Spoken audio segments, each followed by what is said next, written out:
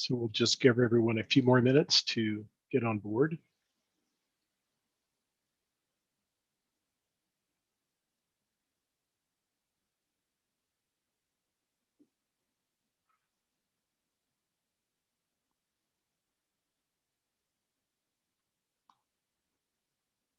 Those of you joining, we're just going to give everyone a few more minutes to get behind their monitors and ready for the webinar.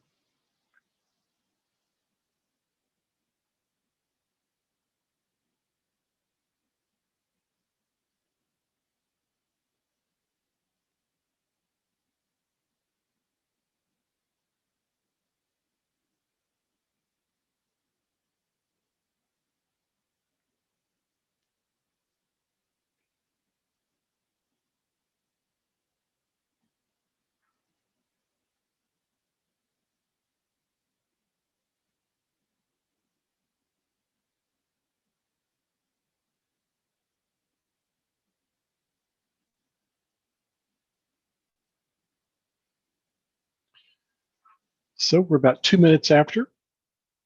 Patrick, do you want to go ahead and should we get started? Yeah.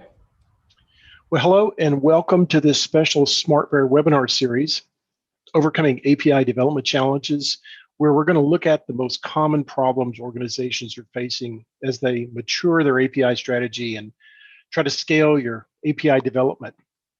This webinar series will be delivered in 3 segments over the next few weeks.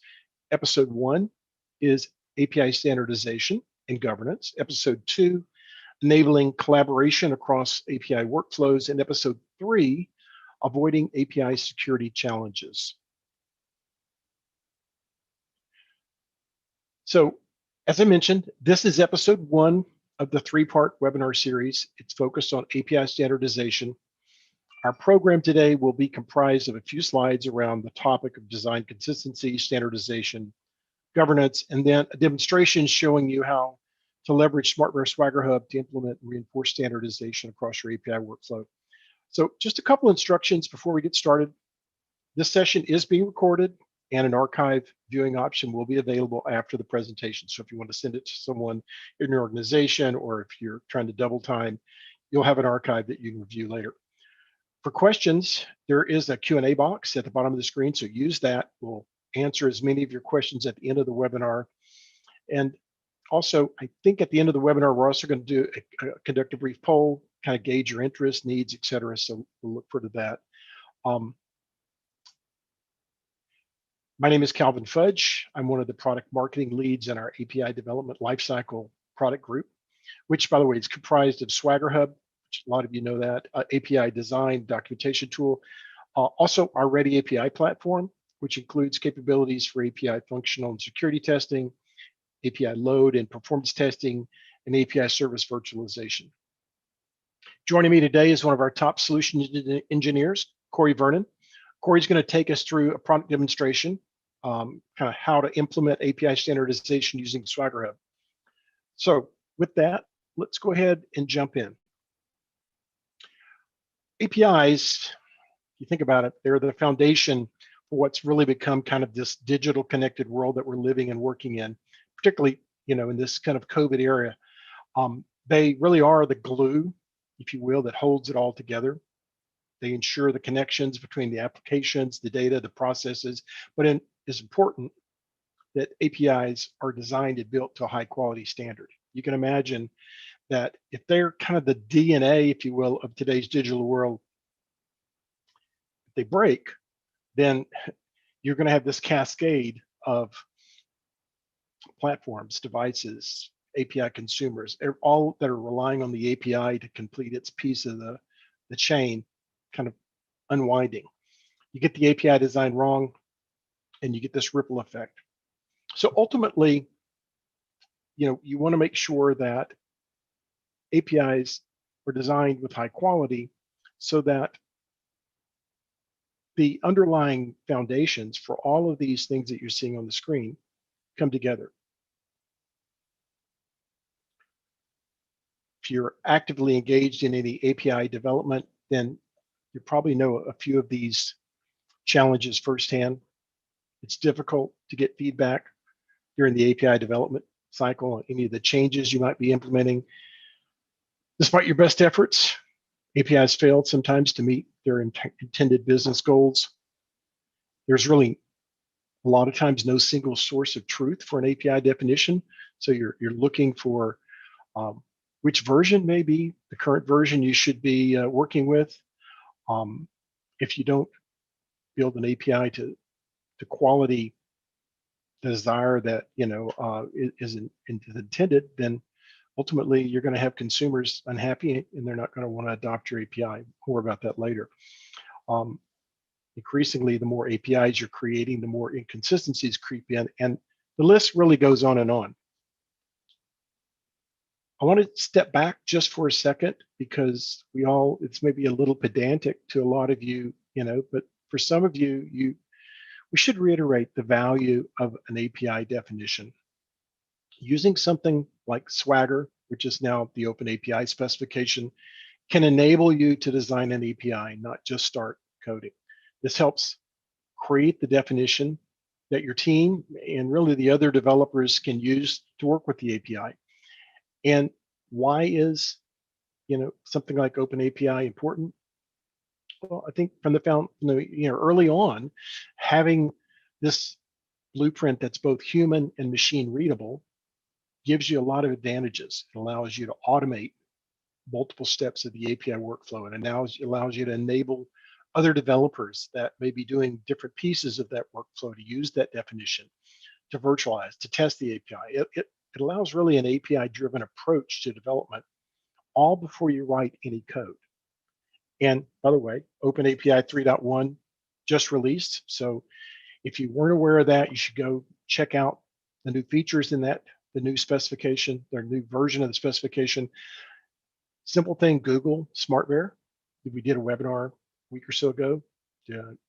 Two of the members of the technical committee for Open API specification did that webinar, so you can kind of watch it. API design matters. It probably goes without saying. If there's anything kind of that you want consistent design around, it's probably the APIs that you're pumping out, sharing across your enterprise, or maybe sharing externally with partners. Doesn't mean that everything has to be design first. We talk about this, design first is a goal. It's an aspiration because there are a lot of APIs that are still being developed that are code first. It's not, it's real world out there, and APIs have been developed for a number of years, and so you may have a lot of APIs that don't have the benefit of a Open API definition. Doesn't allow you to leverage them in this kind of automated fashion. So you can use something like Swagger Inspector, prioritize the code first APIs that you have, and auto generate those Open docs for any of your existing APIs. And by the way, Swagger Inspector is a free tool. It's an open source tool. You should consider though that, do you currently have an API style guide? Do you have plans to implement one? You're going to see some State of API 2020 survey questions that we're going to reference. And one of those we had was around style guides. And not every organization, maybe your organization doesn't use a style guide. It is a best practice. The dev teams now are very distributed. Don't have to tell you that. Probably a lot of you may, if you're on the same team, maybe in different geographies, different time zones. So, you need some sort of guiding principle to keep everyone on the same page. And the nice part about a style guide is something like, within Swagger, at SwaggerHub, it has like little arrows that pop up to kind of guide you back into that design, that internal kind of guideline that, your organization has decided is the way that it wants to build its APIs. Or if you're in an industry, it becomes even more important that the APIs that you're building comply to an industry standard. And those kind of style guides can be leveraged within a tool like SwaggerHub. At the end of the day, without a focus on API design standards, it becomes almost impossible to create a consistent API consumer experience. And I guess, why is that important? Um, just like design needs guidance to ensure consistency, if an API is going to be adopted, going to be used, API consumers need something to guide them to help them understand how to use the API. It's important not only to have a clear definition, but it's important to have up-to-date documentation that mirrors that design. Consumers need to know what data can they expect, what's the API's functionality, what's the version, format, and increasingly are having to know and to account for new API protocols. It's the little quote that's on the screen there is a quote from a Gartner document I was looking at. API design guidelines provide API developers with the information they need to create APIs in a consistent fashion. This increases the usability and therefore the adoption of APIs. I mean, it seems so self-evident, but as we all know that in the real world, sometimes as deadlines are increasing, and depending on your organization and the mandates for standards there, API design guidelines may not necessarily be complied to.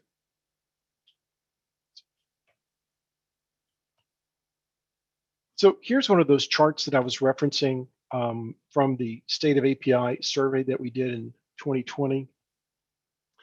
API standardization is once again one of the top challenges that teams want to see solved in the near future. I know there's a lot on the screen there. I'm just looking at the kind of top line there. If you look at it, it kind of makes sense that the more APIs created, the more challenges that emerge to maintain the consistency. Almost 60% of the developers cited standardization, and that was doubled since 2016 when we first asked that question. So you can see this is a problem that's growing, and I would posit that probably it's growing because we're all building more APIs, and APIs are becoming increasingly critical to business strategy. And so standardization is just one of those foundational principles about how APIs have to be built today. When you think about APIs, not to be coy, but they're not shut-ins. They live to integrate, they live to connect. And today, an important element of your API strategy deals with how those APIs are integrating with other tools. APIs are pivotal to key technologies like cloud, web, mobile, all essential to how businesses today are able to compete in what has really become a digital economy. The developer that's working working on your API workflow, your CI/CD pipeline, are counting on APIs to work with high quality, because APIs are increasingly becoming important to how we automate and how the success of DevOps utilizes APIs to really enable delivering software faster with more efficiency and with higher quality. So at the end of the day, if you think about it, what starts with just a simple API has now become increasingly important not only in how we build and deliver software, but how we're going out in our kind of macro business strategies. And key to that, if you think, goes back to that idea of quality. If you are not starting from the beginning with a solid API design and ensuring standardization or consistent standards across that design, then ultimately you're going to deliver an API that doesn't meet the intended business purpose, or it might have unintended quality issues. And those consumers of that API, while in years past might have complained about performance or scalability, are now just going to leave. There's more choice out there in the API marketplace.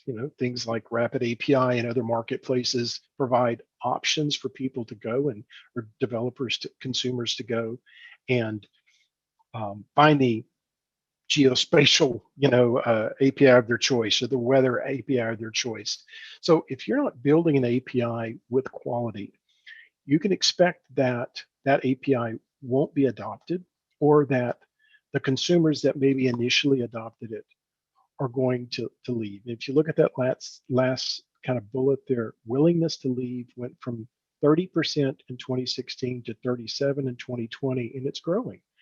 So you don't want to go to all this work to create an API, to roll it out, only to find that the adoption dwindles, or worse, that it starts to impact relationships that you have with customers or with partners. Just looking at kind of API standards and governance, I wanted to kind of talk with you a little bit about some of kind of what we think are some of the best practices. And again, for those that are already operating in kind of a design first format, then definitely want to make sure that you've got all of that input from stakeholders to ensure, both internal and external, because your consumers may be external, to ensure that the API design is aligning to what the API is intended to do. We would recommend design first, but understand that code first is, a reality. But that doesn't mean that you can't, again, kind of use a mix of both.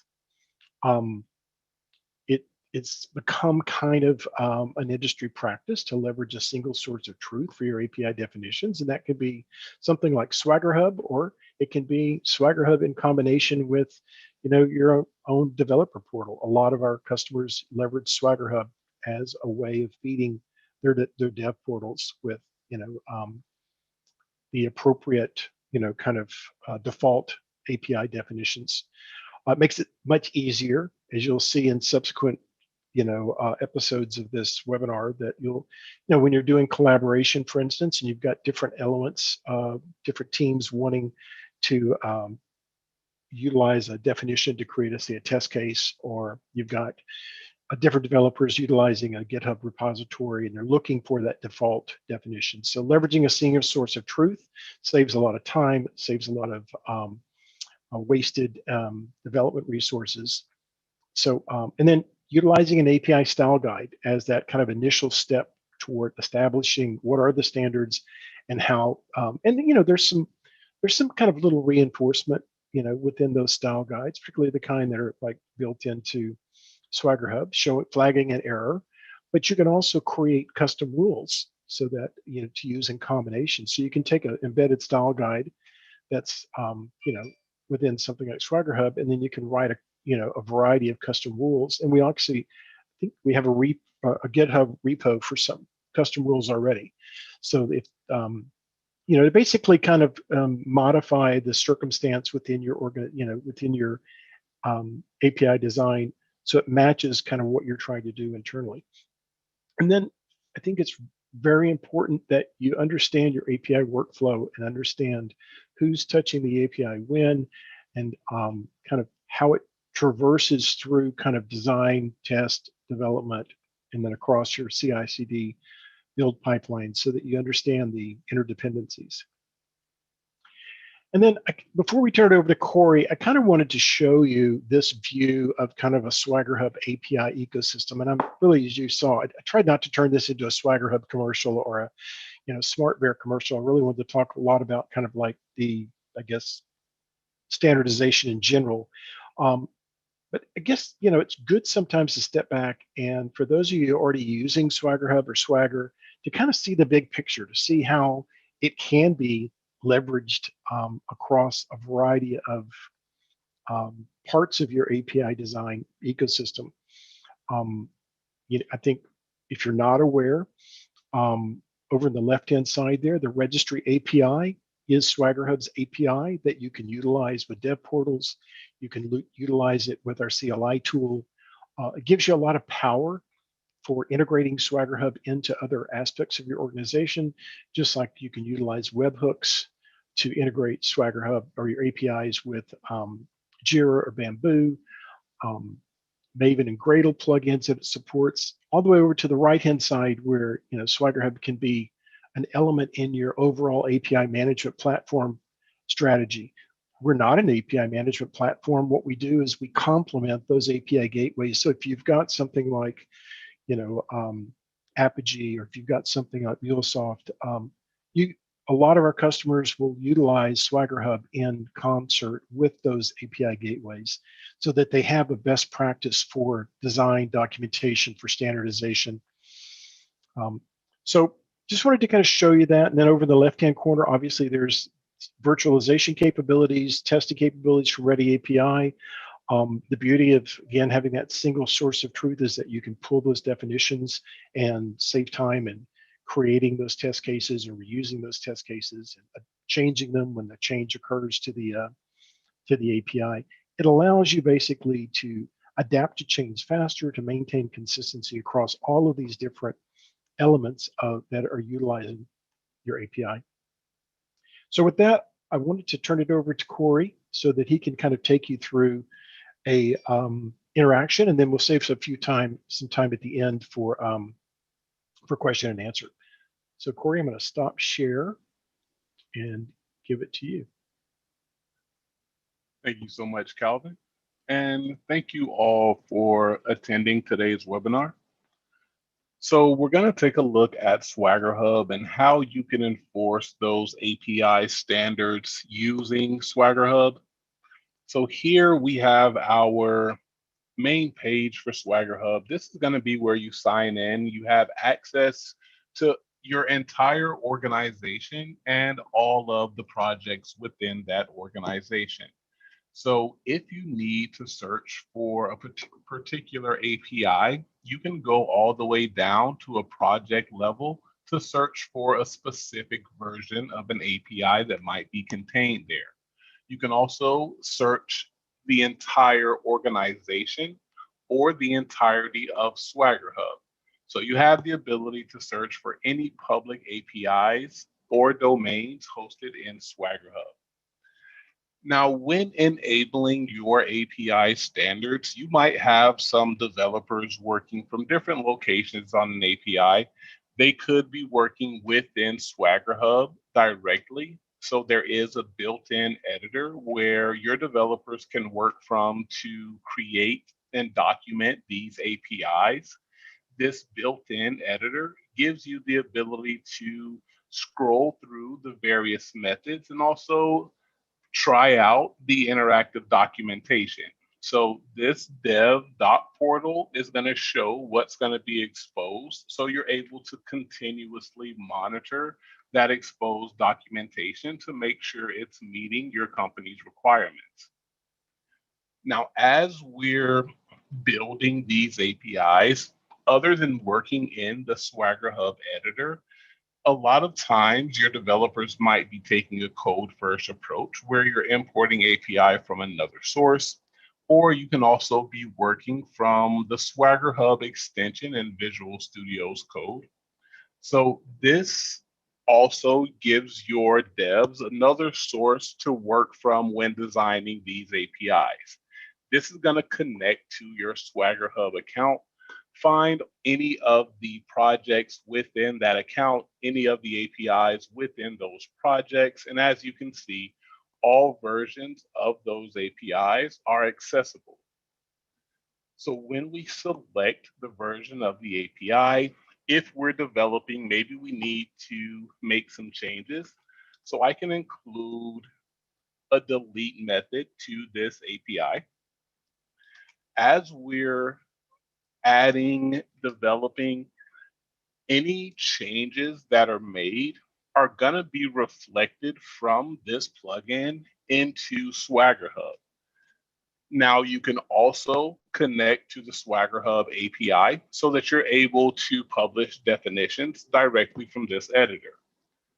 Once you're ready to send your definition to SwaggerHub, that's where your standards for your organization are going to be enforced. So if we refresh this, we'll be able to see that delete method was now added, and we can see some errors were returned as well. Now, SwaggerHub is going to show you syntactical and standardization errors. You can see the standardization errors that were returned when we added in our missing method. Here you can see one of the rules states the summary should start with an uppercase, end with a dot. The next rule states that the operation must have at least one 200 response.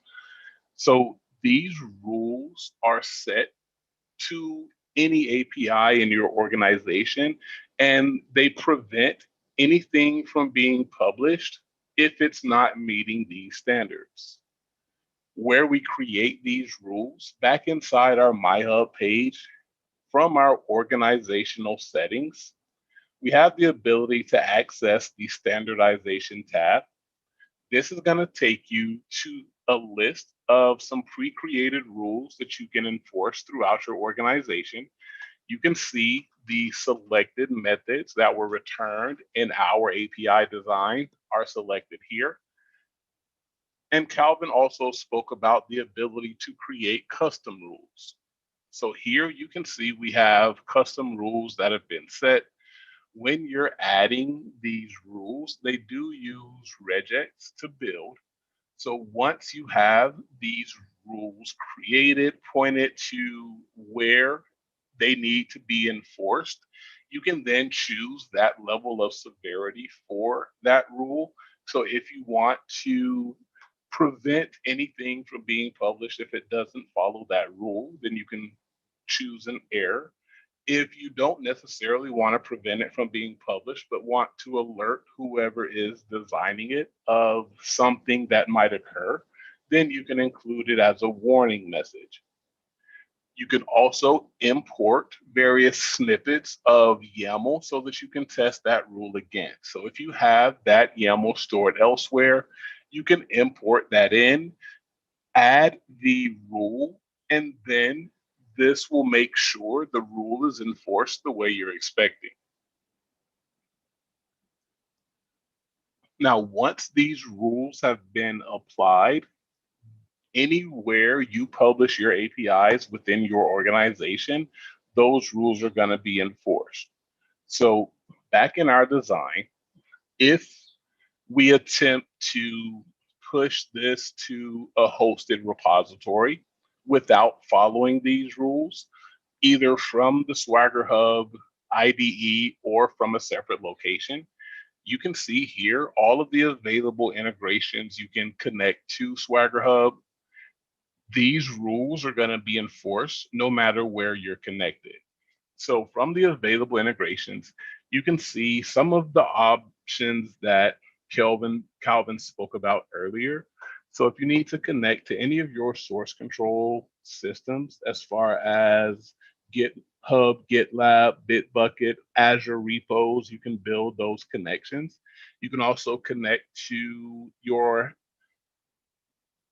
API management solution with Apigee or Amazon. So once these connections have been established, those standardization rules that we enabled are going to be enacted.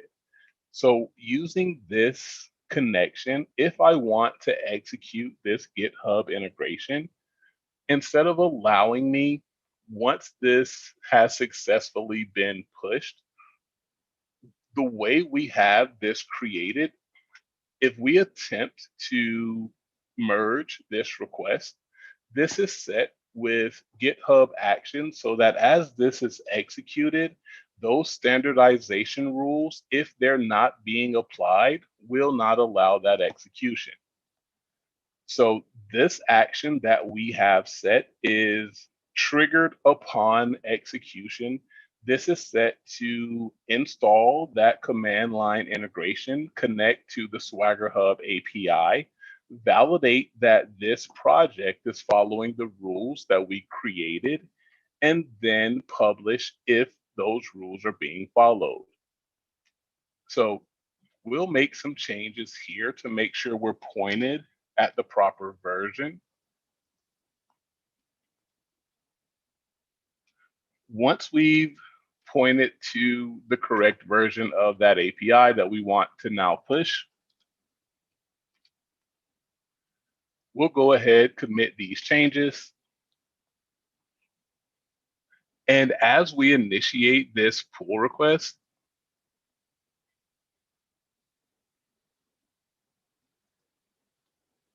this is going to trigger those GitHub actions that will validate that API is following those rules that we set. So you can see here, these rules were now triggered. This build is going to show step-by-step execution. So we're able to see as we set up, connect to that command line and validate that project. That step failed. If we open this up, we can see there was a critical error. It does not comply with the rule. Summary should start with uppercase and end with a dot. And also the operation must have at least one 200 response, which caused this particular run to fail. So again, no matter where we are adding in our API definition, these standardization rules will be applied to that definition to make sure everyone's going to be on the same page.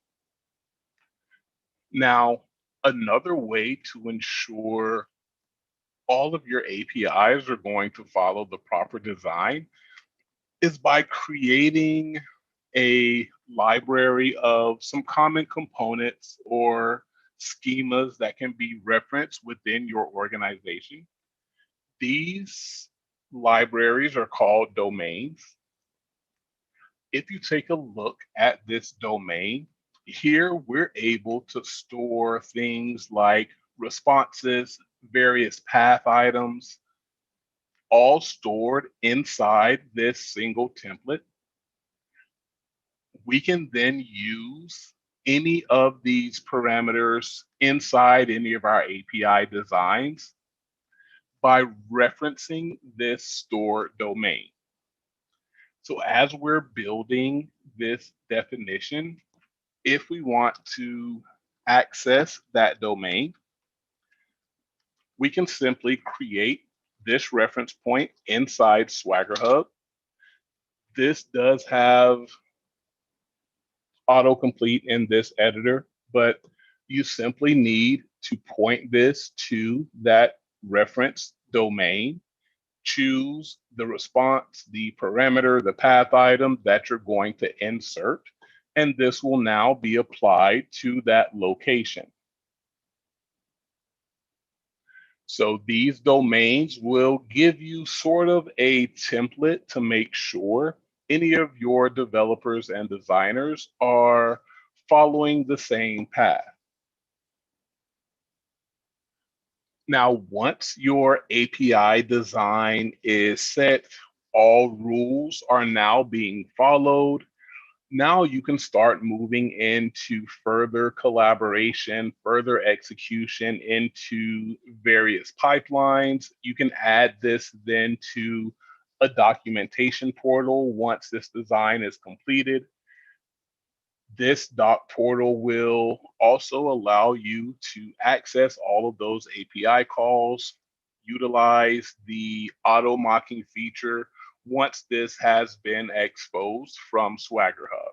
So once you've exported or pushed this API design following all of your company standards, you can then add to the documentation and include that API wherever necessary.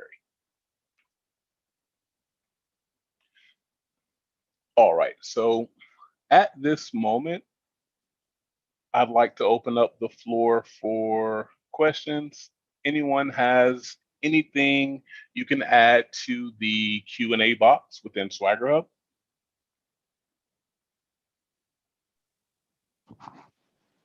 And the nice thing about having the product still up, if there's something that someone has a question, wants to see something, and we have a little bit of time, we can actually show them within the product. If there was something that during the demonstration you weren't clear on, you want to go back and show you, certainly happy to do that. Absolutely.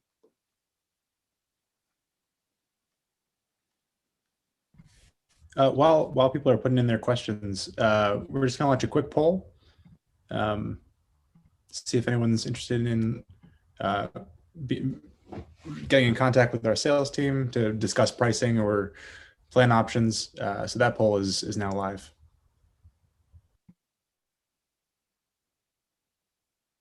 Yeah, I want to mention also that SwaggerHub does have an auto mocking capability, so you can do some kind of a modicum, if you will, of mocking or virtualization, but the Ready API virtualization product, which works in concert with SwaggerHub, is really more of a comprehensive, um, you know, virtualization product. You can create, if you will, a, you know, a very comprehensive virtualization of your API, and we're going to tell you more about that in some kind of subsequent webinars.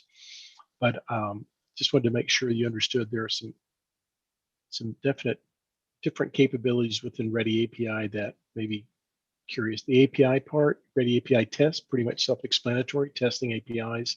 Performance, increasingly, you know, like if you're about to go into a, you know, high stress period within your organization, maybe it's a retail, you know, sales hockey stick scenario, something like Ready API performance can give you an idea of where you might be running into some performance challenges around your API. So at the end of the day, the idea is that there is a distinct API development lifecycle that has to be observed and maintained because of the increased role of quality within APIs and how they play with other aspects of your enterprise and your software development lifecycle if you're in the business of building software as well.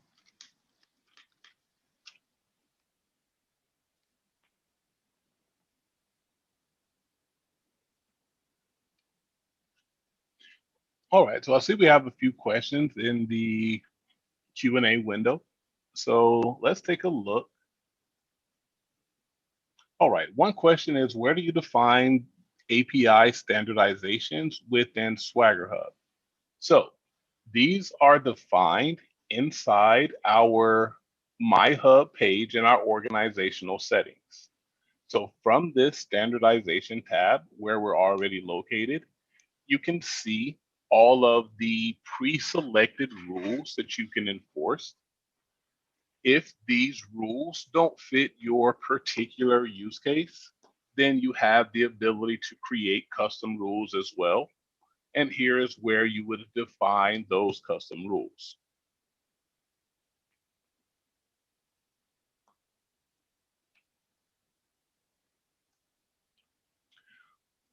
All right, So sorry, go ahead. Calvin, go ahead. No, just going to mention, so in essence, if you could scroll up, in essence, I mean, I think I mentioned in my comments, you know, SwaggerHub comes with an embedded style guide. So kind of what by ticking off these boxes, you're essentially, designing your internal style guide. But as Corey pointed out, you can take that even further by kind of creating these bespoke rules that add to what you might not find in the embedded style guide. But it's as simple as ticking a box to start to create a style guide within SwaggerHub. Certainly.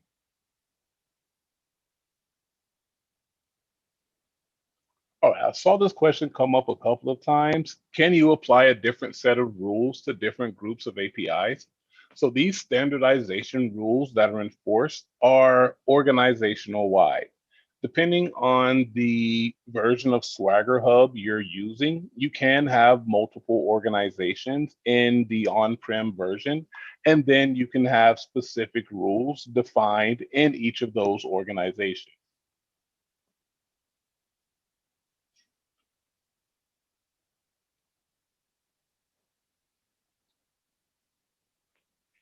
All right, let's see. How do you integrate Visual Studio Code to SwaggerHub? Great question. That integration is done through an extension in VS Code. This extension allows you to connect to your SwaggerHub account, showcase any APIs or domains that are stored there. We can then access those APIs, make any changes using that plugin. So anything we change here is going to be reflected in SwaggerHub. So those standardization rules that we set will be enforced.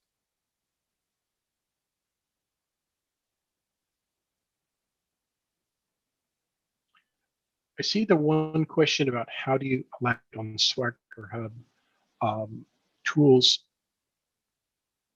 supporting iterations between API design and API development.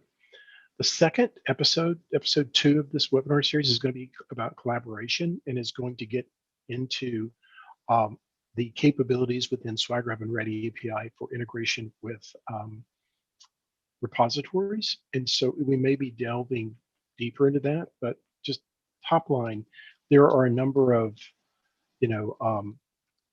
integrations that are built into SwaggerHub for GitHub or GitLab, Bitbucket. I don't know if you want to show any of those, Corey. I don't want to put you on the spot. If you GitHub, I think I already touched on GitHub, Yeah. but we can go over that again.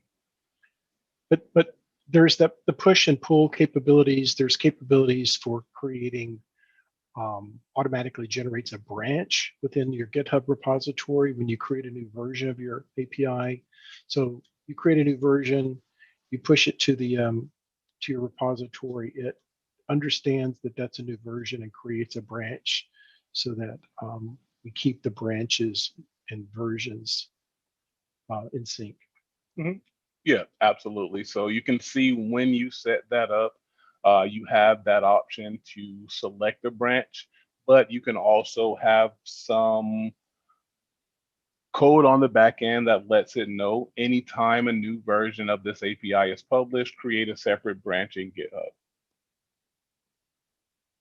And then there's a function in the product to also allow you to mark, which is the default API, so that once it is synced back to SwaggerHub, again, thinking of the premise that SwaggerHub's your single source of truth, you mark it as default so that way any developer looking across the various versions would understand, okay, this is the default version that I should be working with. And then there's, so that's, on the second episode, we'll make sure that in the demo, we show a lot of those various integrations. So you can see that in the demo. Hopefully that answered your question about that. Showing the scopes.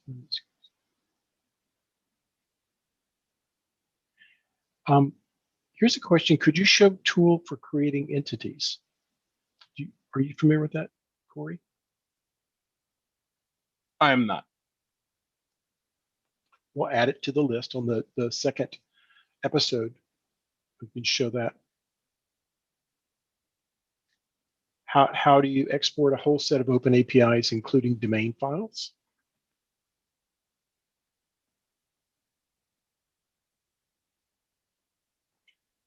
I'm not sure, Corey, if that's something that you could address. As a whole, you'd have to connect to the SwaggerHub API and then execute a command through the command line to push an entire group of projects, including those domains. So that's something not done through the SwaggerHub UI, but you could do that through connecting to the API. Yeah, there is a video out there. Google search SwaggerHub command line interface. There's actually a tutorial as well as a blog post on that showing how to use the SwaggerHub command line interface and how it works with the SwaggerHub registry API. That is a whole additional set of functionality. That I say additional, it's part of SwaggerHub, but it just shows you, once you're leveraging the CLI tool, how you can utilize it with to create scripts and to utilize the registry API for some more advanced features.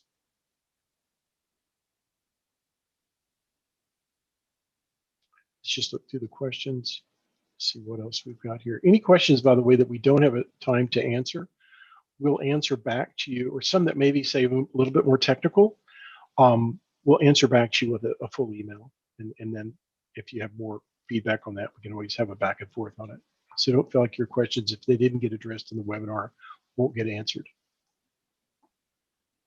Now, I do see a question. Is there a standard to maintain revision history within any section of the Open API spec? So there's no written standard that's already created for that, but you can always create that custom rule that will enforce that throughout this API design.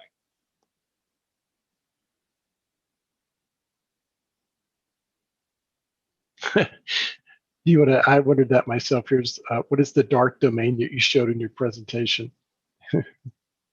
The dark domain that I showed. The Darth, it was your portal that you pulled Oh, up. this is just a sample of exposed documentation using a doc portal. So just gives an example of what you can actually do with the docs once you've exposed them from SwaggerHub.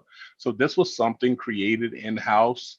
You can still utilize that auto mocking feature so we can execute sample calls. This is just one example. There are many examples out there of other services utilizing SwaggerHub for their docs. Like README, I think actually may leverage SwaggerHub if I'm not mistaken. Yep, I have a couple of other examples as well. So Marvel actually uses SwaggerHub's documentation. You can see here, once this loads, you're also able to execute those try it out features, but you can see that exposed documentation. Just another example of what you can do with SwaggerHub once you have that documentation exposed. Right.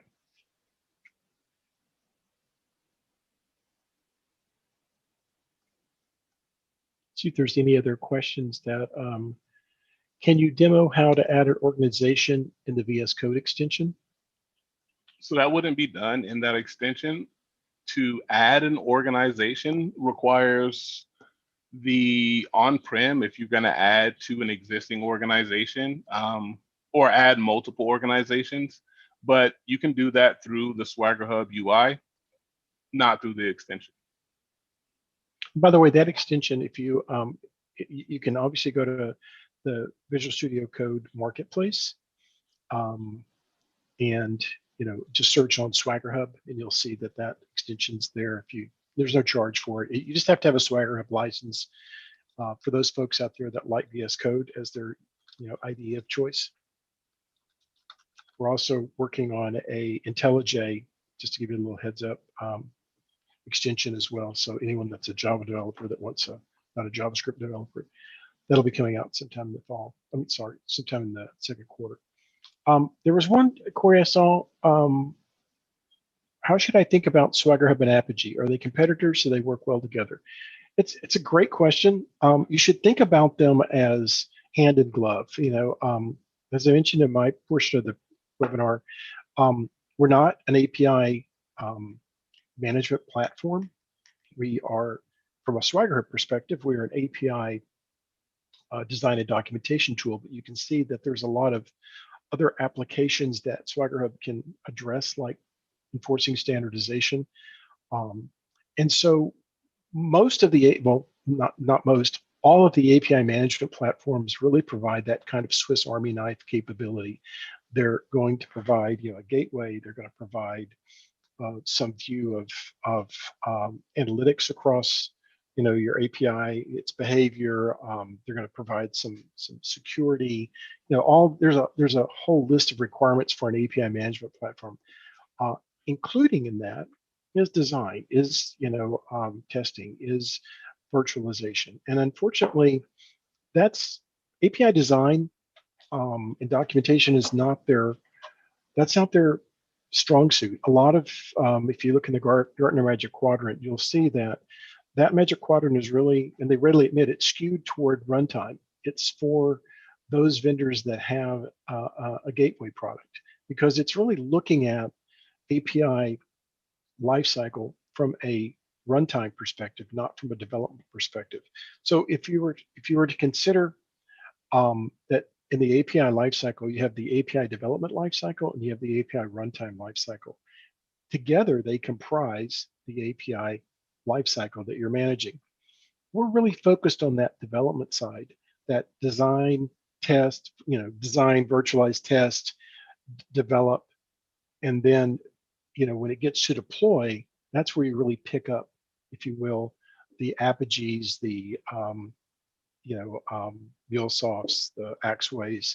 They're assuming that you've already done all that work and you have an API, and now they're going to help you manage that, not help you create that API foundationally the right way to start. And we contend that if you can design it correctly to begin with, you can eliminate a lot of problems later on in the runtime aspect. It says, how was the deploy done to? Can you show a successful deploy? I'm assuming. I'm assuming that means where was the deploy done to? That was done in GitHub. So this build was unsuccessful. I did have a previous build that was successful that we can access that just shows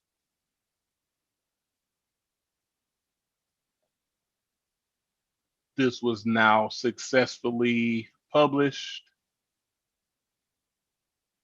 and set as the default version.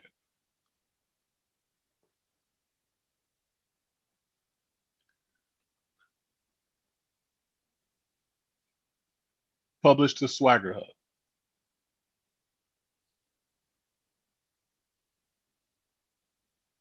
Hopefully that answers your question there.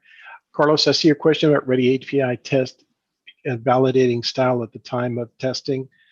I know that I'm not a Ready API expert. I'm not working on the SwaggerHub product, but I will get an answer to your question and we'll get back to you. But I do know that. Corey, do you know No, the I can answer no. Yeah, no, yeah. it's no problem. Yeah, you can have your Ready API test validate your Swagger standards.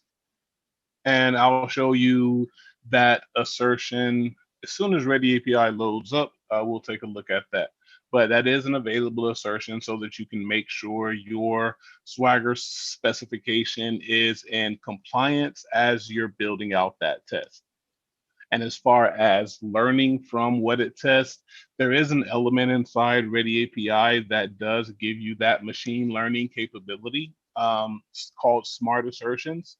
And that way you can address that. But from Ready API, when you need to make sure those standards are enforced, being that I don't have an open API spec in this project, but we can still take a look at that available assertion. From here, you can see there's an option for a Swagger compliance assertion. So this is going to make sure once you add this in that you're in compliance based on that URL. So once you connect to where that's stored, it's going to verify that you're in compliance with what's hosted there. Hopefully that answers your question. I think we're coming up. Maybe we have time for a couple more questions. How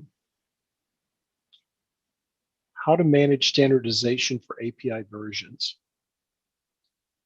You can manage from within SwaggerHub or through the SwaggerHub API.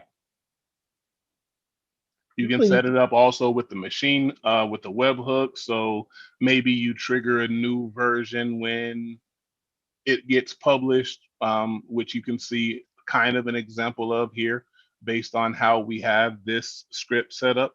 So there's many ways of managing those versions, but the standardization rules that you set for your organization will be applied to each version that's published.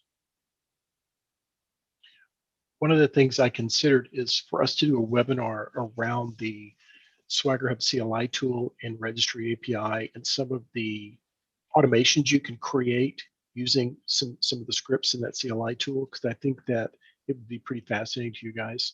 It's something that is really probably not, SwaggerHub 101, 100. It's probably more like about a 300 level kind of, but it's definitely for you guys that are familiar with SwaggerHub and want to take it to another level.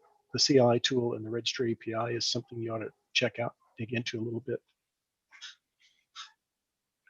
Well, I think we've gone through the questions. Again, if we missed any, we'll go back through and make sure that we send you a written response on that. As I mentioned, this is recorded, so you can go back. I know there was a question about the audio. We'll make sure the audio is good on the recording if there was any issues with that. With that, I want to remind you that we do have 2 more episodes coming up in the upcoming weeks. The second one is going to be around collaboration, and if you haven't, I think if I'm not mistaken, Patrick, when you register for all 3, so you'll get the invite notification. But second one is going to be around collaboration and how to work across your CI/CD pipeline and integrations with your API, both in test and in design. The third one is going to be kind of how you can utilize aspects of both SwaggerHub and Ready API to enhance your security. Again, want to make sure we're not portraying ourselves as a security tool. There's definitely great security tools out there. This is how you can basically get ahead of some of those vulnerabilities in the design and test aspect of it, and kind of prevent some of those vulnerabilities from festering. With that, I want to thank everyone for attending this webinar, and I think we're at the end. Thank you again for giving us your time.